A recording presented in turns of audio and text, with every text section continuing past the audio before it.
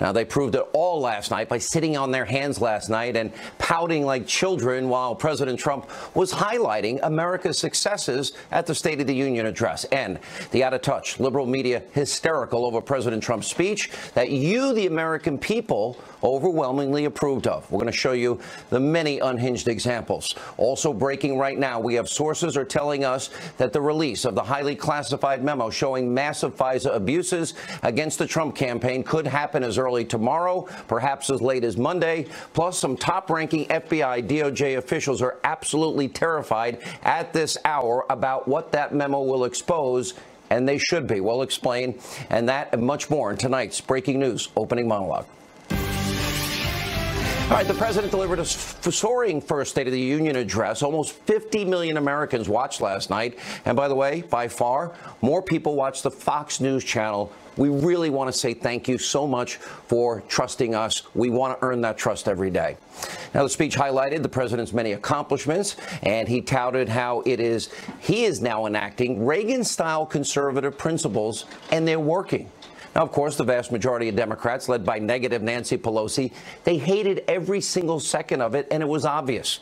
And they sat on their hands with a scowl on their face, refusing to applaud things you would think they'd want to applaud. Historically low unemployment in the country. Now, just take a look at some of the examples of the Democrats just playing petty partisan politics. Take a look. We are finally seeing rising wages. African-American unemployment stands at the lowest rate ever recorded.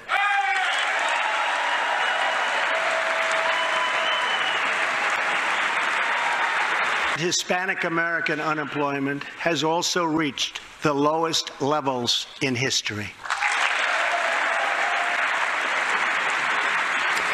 All right, we're going to have more on the Democrats' ridiculous behavior. That's coming up later in the show. You see, the left in America, they have no ideas. They have no solutions. They don't stand for anything except they're against President Trump. They hate President Trump.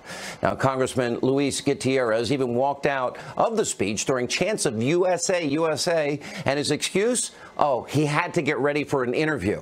White House Press Secretary Sarah Sanders is calling out Pelosi and the Democrats with some really, really powerful truth. Take a look. I think Nancy Pelosi looks like that all the time. I think she should smile a lot more often. I think the country would be better for it. She seems to kind of embody the bitterness that belongs in the Democrat Party right now. I think last night was a good step forward. Hopefully they can let go of some of that, and they have to make a big decision. They need to decide, Chris, do they love America more than they hate this president? And are they willing to put some of those differences aside, come together, and do what's right for this country? Now, wouldn't that be great? What a terrific book. Come together, fix the country, help the forgotten men and women. Well, will Democrats ever put the country before the hatred of the president? Interesting question to ponder. Now, we have our doubts. Remember, they supported 8 years of Obama's failure. We had 13 million more Americans on food stamps, 8 million more in poverty, the lowest labor participation rate since the 70s, the worst economic recovery since the 40s, the lowest home ownership rate in 51 years, and Obama accumulated more debt than every other president before him combined. And he was the only president never to reach 3% GDP growth in the course of his presidency in any one given year. And then you have the liberal mainstream media. They are in full breakdown, freak-out mode over the president's successful State of the Union address. You can't make this up. Their bias is so transparent. What you saw tonight was President Trump, I think, and with one hand reaching out his hand to Democrats, and with the other hand holding up a fist. If the president met with me after the speech, I would say to him, well, that was how not to give a unifying speech. Again, sort of stoking, I think many would say, racial tensions by bringing up this issue of kneeling. I think his rhetoric last night set things back. The way he sold immigration really offended a lot of Democrats that were listening in that room. If that was an attempt at unity, he's got a lot of work to do. I go through these things, especially these teleprompter speeches he gives. It's not him, but you can tell he's reading it. He doesn't own it. He was selling sweet-tasting candy with poison in it. I thought it revealed Donald Trump's deep and almost sort of sad obsession with being liked. You tell me what about this that room is supposed to respond like this to the great dictator? No, but they're not supposed to sit on their hands. Really? All right, and that's not all. The whole network, fake news CNN, they went on full-on conspiratorial mode about the color of the First Lady Melania Trump's outfit. Now, this speculation is an utter disgrace, but sadly very predictable. Let's take a look. Is there anything you want to tell us about her outfit? You know, she's wearing a cream-colored suit there, which I find interesting. Remember last year, the female Democratic senators all wore white, a bunch of them to protest Trump's policies against women. So there was even a hashtag, women wear white. Listen, it could be a total coincidence, but I just find a lot of the stuff she does these days to look at it twice. And NBC News, they can't give up their obsession with the, quote, Russia investigation, even moments before the State of the Union. This, too, a disgrace. Watch. This is a president who's under criminal investigation right now for obstruction of justice with regard to the Russia investigation. So a lot going on in the backdrop. There is a missing major figure in this hall tonight that we ought not to forget about, and that is the special prosecutor of the United States, who is at this hour probably meeting with his team, deciding where they go tomorrow. He sort of hovers over the chamber, doesn't he? That is an extraordinarily important part of what's going on in Washington, D.C. An abject lesson. This shows you just how completely out of touch the liberal mainstream destroy Trump media really is. It didn't matter what the president said last night. The media had already predetermined that they were going to hate it. But of course, you, the American people, you had a very different reaction to the State of the Union. Let's look at the CBS News poll. 75% of people who watch, they approved of the president's speech. And even fake news, the whole network, CNN, their polls showed that a combined 70% of speech watchers, they had a positive reaction. Now, if you just watched the media's hysterical coverage, you wouldn't know any of this, and you probably even think that everybody hated the speech. That's why on this program we call them the Destroy Trump media. Now, also important breaking news this hour. We have massive developments regarding the release of the 4-page classified memo exposing Obama-era surveillance of members of the Trump campaign and the Trump transition. And sources are telling me tonight that there is an internal debate at the White House about whether they should release the memo with other supporting documents. And I, for one, am for full transparency. Release it all. And I don't really want anything redacted. Maybe if it impacts sources and methods and security only. Make the memo public. And by the way, it's about getting the truth out, and that is scaring the living hell out of some people at the FBI and the DOJ tonight, and of course the Deputy Attorney General Rod Rosenstein, and of course Peter Strzok. Now, according to the Daily Beast, Rosenstein, he's named in that memo, and according to other reporting, the Deputy Attorney General is responsible for extending the FISA warrant to literally spy on Trump campaign manager. Remember, the pretext was all under Carter Page. They went much further, and clearly Rosenstein is shaking in his boots tonight. Now, we're hearing from sources that he is the most scared individual in Washington right now. And at this point, it's all about self-preservation for him. Now, just look at what fake news CNN is reporting tonight. The President Trump asked Rosenstein if he was on his team. Now, someone might want to check Rosenstein's phone records and emails, because isn't it a little too convenient that when the walls begin to close in on him, especially after McCabe being fired, all of a sudden there's a targeted leak to make Rosenstein look better? Now, the FBI is also trying to attack the memo, and Peter Strzok, he's trying to distract away from his own scandals by selectively leaking information to CNN to try and make himself look better.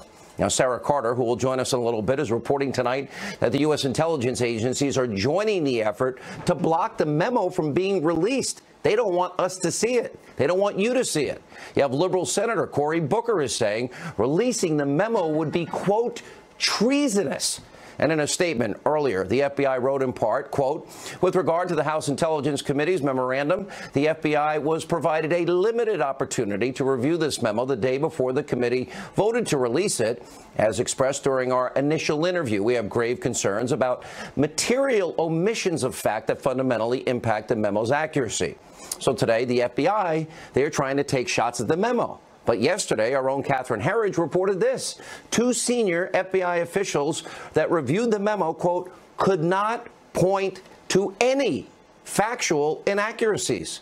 Now, the House Intelligence Committee Chairman, Devin Nunes, he's firing back with a powerful statement of his own. Here's what he said, and it's very revealing.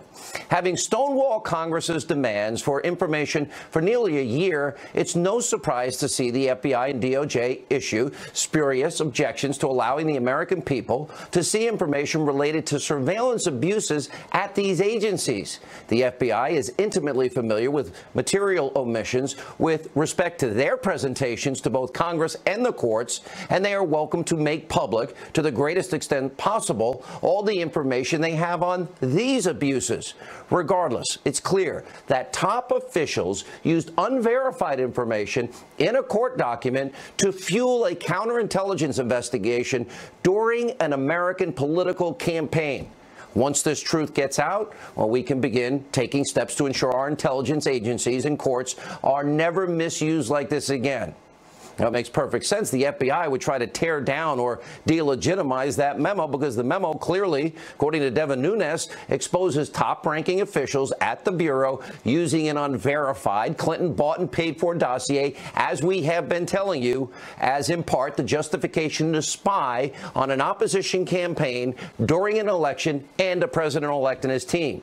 Now, to be clear, the media will never report this. We're not talking about rank and file members who work every single day at the FBI, the DOJ, and the intelligence community. What we're talking about, and we're very specific, are a few bad actors in those communities that are on the verge of being exposed for committing massive constitutional violations. Now, that's why they're desperately trying to prevent the memo from coming out, from you having an opportunity to see it.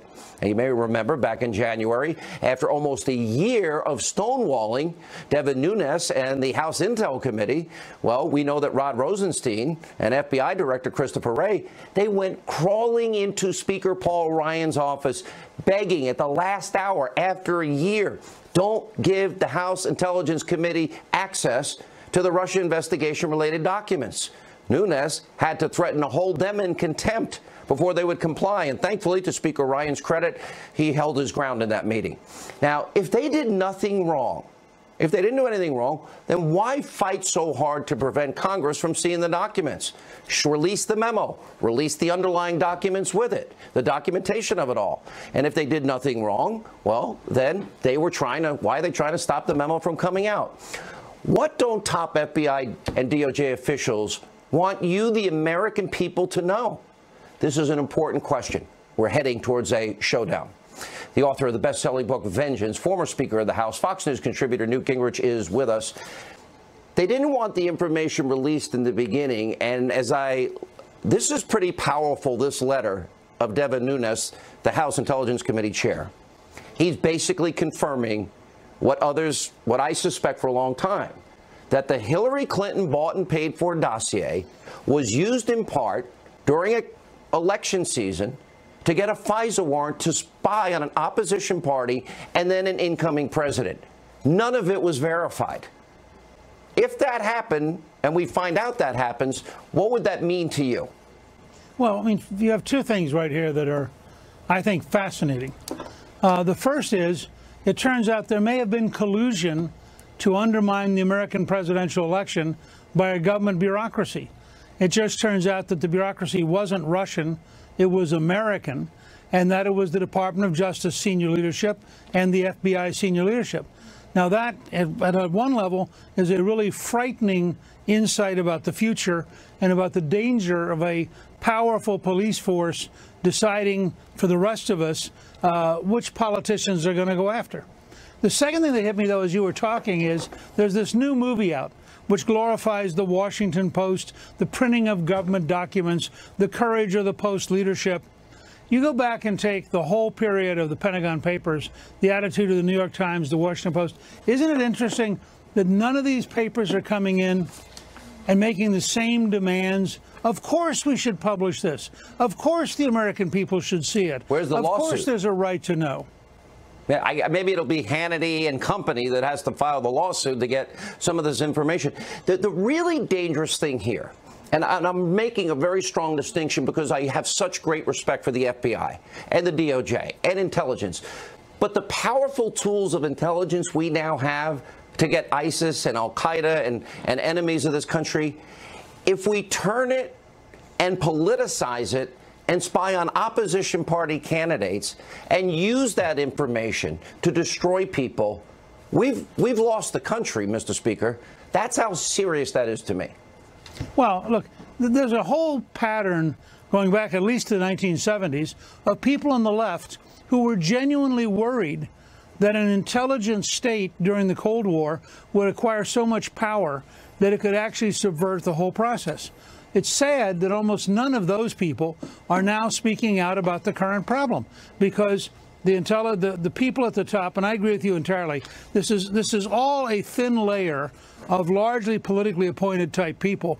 It's not the great bulk of hardworking everyday folks out there trying to protect America and trying to enforce the law. But this thin layer, I think we're going to discover in the next few days, clearly conspired to mislead a judge in order to get an ability to spy, which was totally illegal.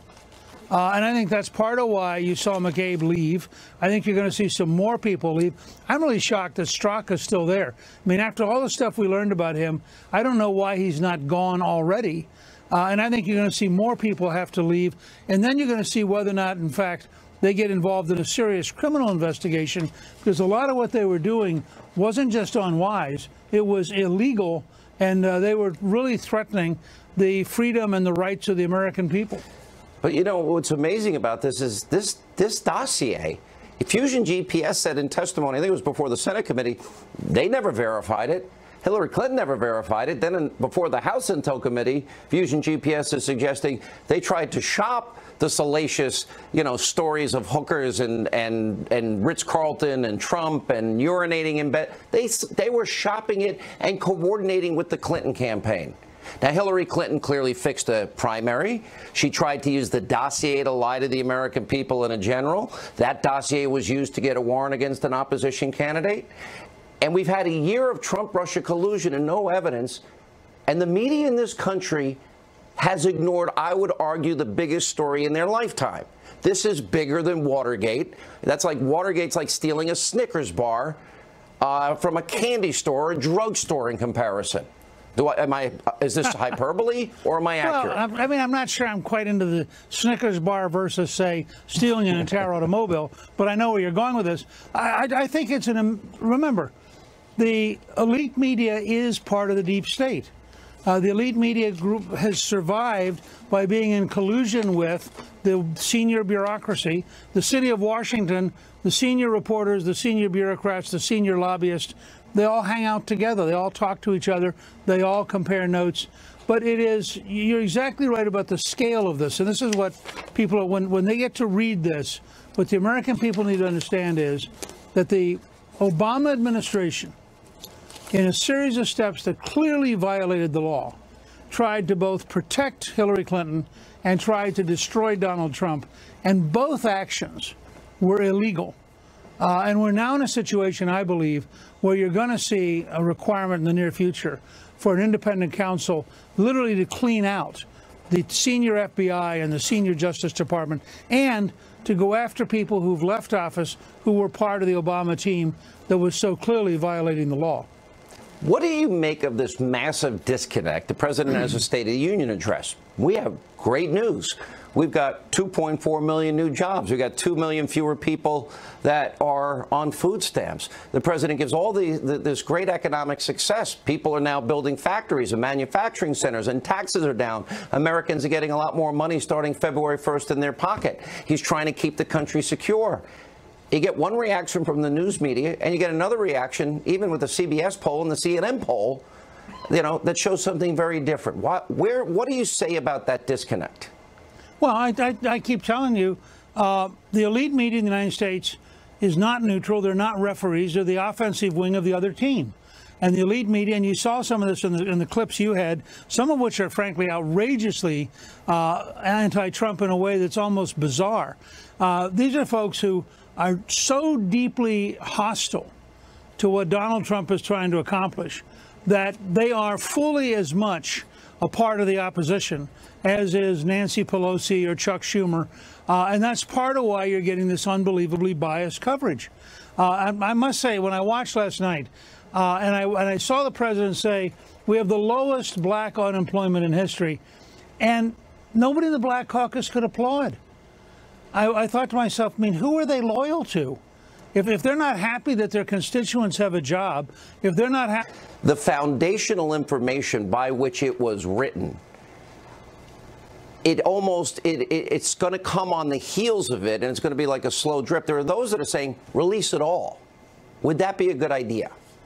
That's what so many of us have called for. We believe the memo should be released and that supporting documentation that doesn't reveal sources or methods should also be available for the American people to review. But it's important to note, Sean, this memo lays out facts. These are not opinions. This is not conjecture. These are facts assembled by the Intelligence Committee staff and then presented to the members of that committee. I have every confidence that this will persuade the American people that we've got to make major changes in not only the people that are currently in some of these agencies of government, but also in the regulatory structure so that this type of behavior never happens again.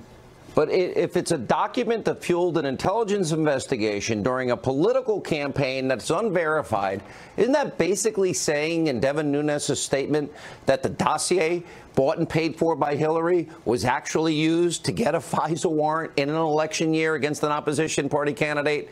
I think my reading comprehension is pretty good.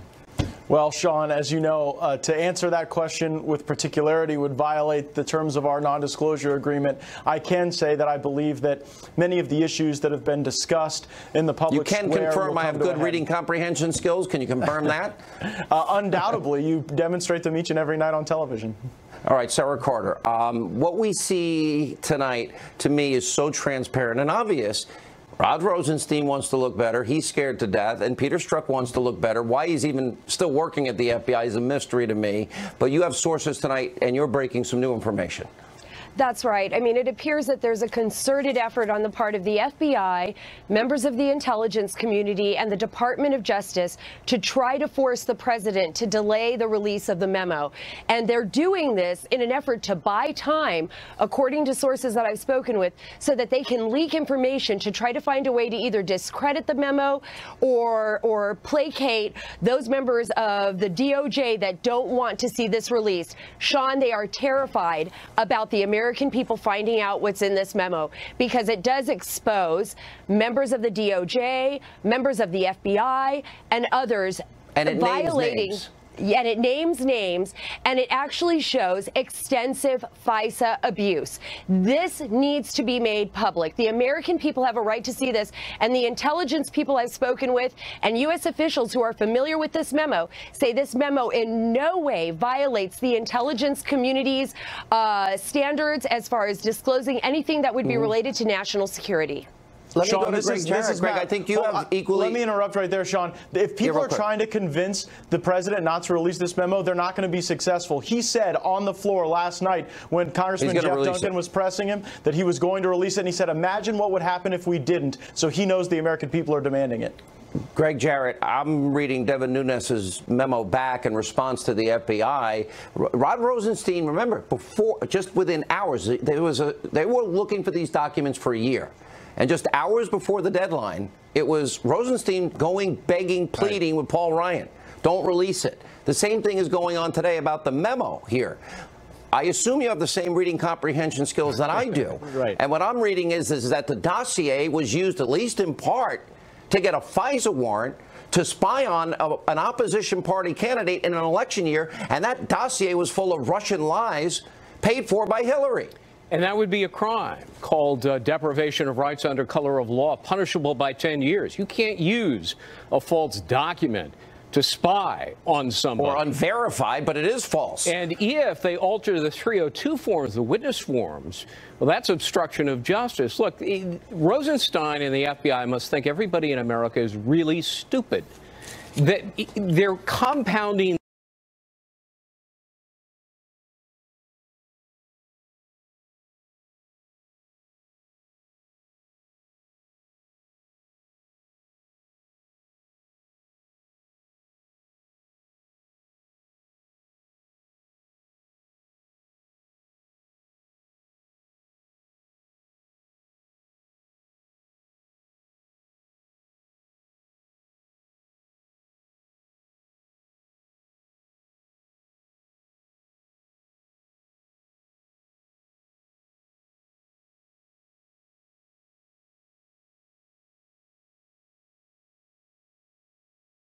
their felony by trying to cover it up. At first, the pretense of, oh, you're going to reveal sources and methods. They've now dispensed with that fiction, and now they're saying, well, it's omissions. Well, they're the ones who are responsible for the omissions. They've been trying to obstruct a legitimate investigation by Congressman Gates and others on Capitol Hill, which have oversight responsibility under the Constitution. Sarah Carter, let's talk about the altering of the 302s, because this came up in the McCabe firing. This is beyond serious. You have reporting on this. Can you share it tonight? Well, what we know is this, and what I know is this. I've spoken to a number of sources who have said that McCabe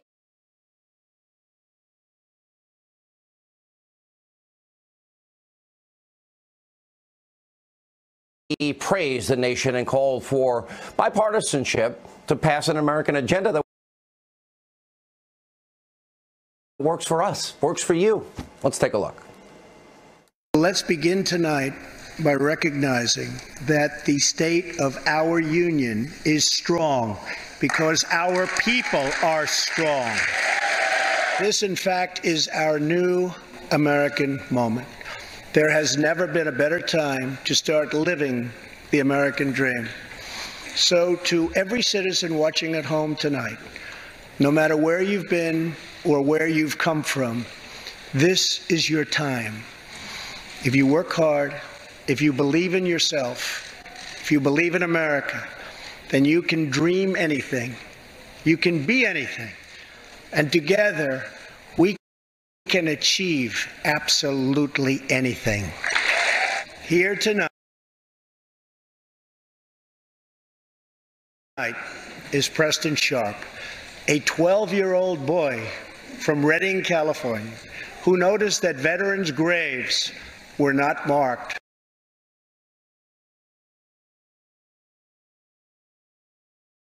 with flags on Veterans Day.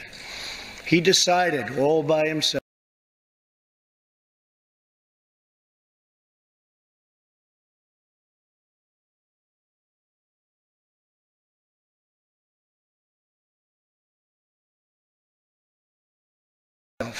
to change that.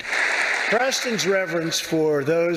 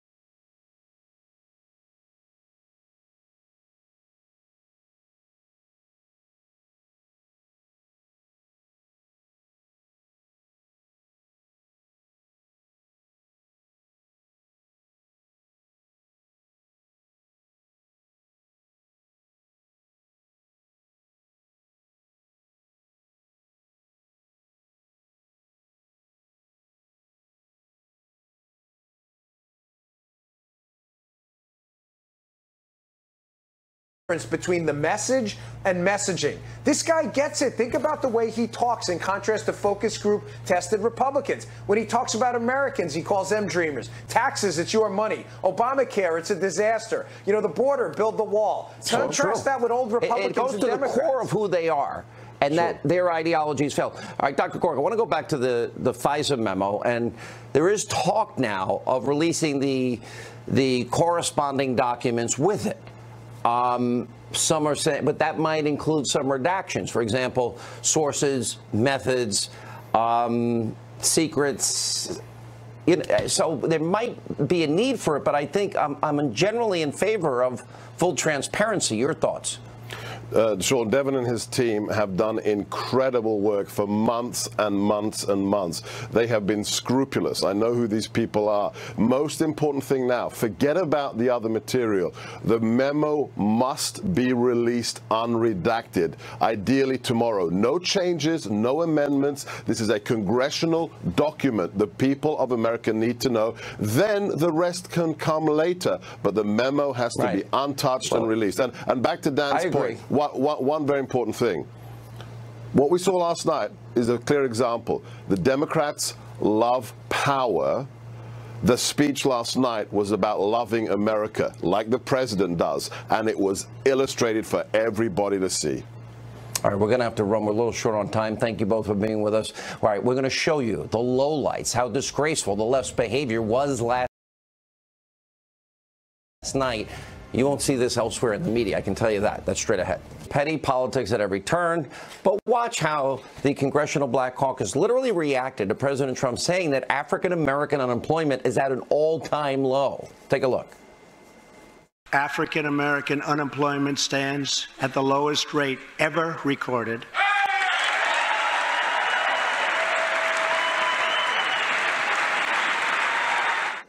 One person clapping. Now, unfortunately, it doesn't stop there. Then a chant of USA broke out during the speech, and Democratic Congressman Luis Gutierrez, he abruptly walks out. He says he has to prepare for an interview. Watch this.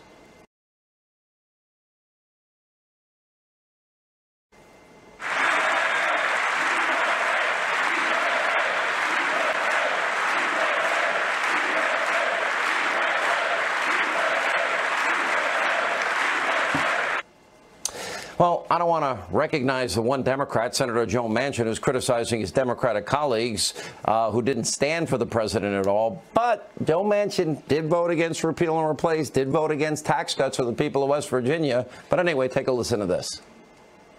Did you see disrespect on the parts of Democrats? And I've seen it on both sides. I was there when Obama gave speeches. I was there in that horrible night when he said, "You lie." Yeah. Okay, and I saw them not standing. That was disrespectful. And I said, this is not how I was raised in West Virginia, and the family I was raised in.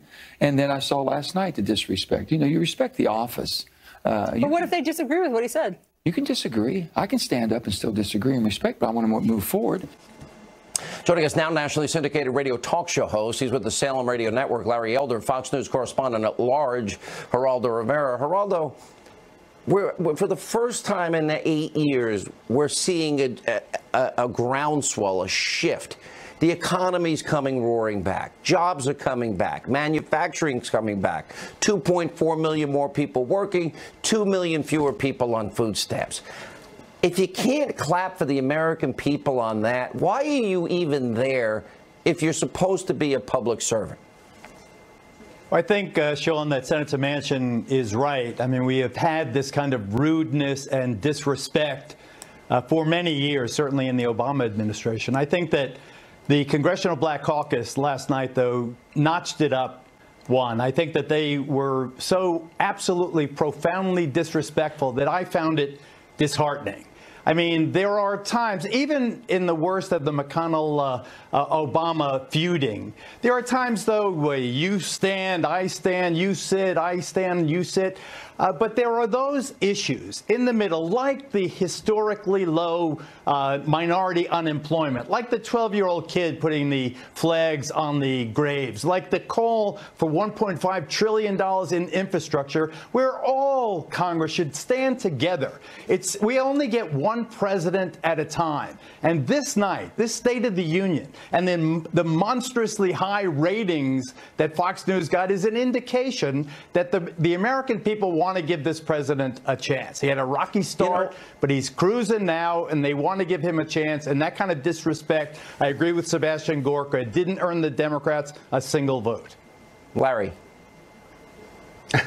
Well, Joe Manchin mentioned Joe Wilson saying, you lie. I don't know why the left brings that up all the time. Joe Wilson apologized that night, apologized again the next day, and he still can't live it down. I've never seen this level of disrespect towards any president, including George W. Bush.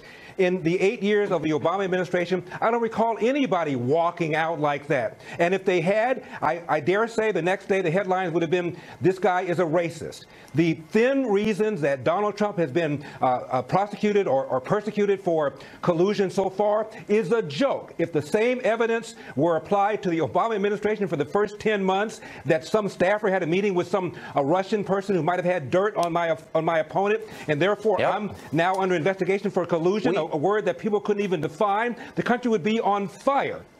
Tomorrow, Geraldo Rivera, we may very well get that memo, and that memo may confirm that if the Hillary Clinton bought and paid for dossier served as a foundation for a FISA warrant to spy on an opposition candidate and incoming president.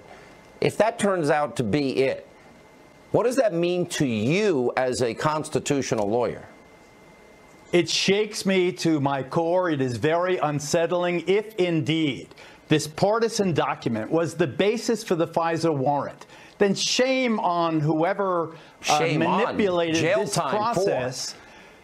Well, you know, let's cool it a little bit. I think that, first of all, congratulations to you and the team of investigators you've had. I think that but for your efforts, I think this whole issue would have died away. But now, if indeed the Steele dossier is the basis for the FISA warrant that got Carter Page, that ultimately trapped General Flynn, that caused the president all of this turmoil and upset and distraction, then shame on the DNC, shame on the Democrats, and ultimately shame on the people in the FBI and the DOJ. You can't hand an unverified document over to a court to get a warrant in a presidential election year. Larry, we'll give you the final word.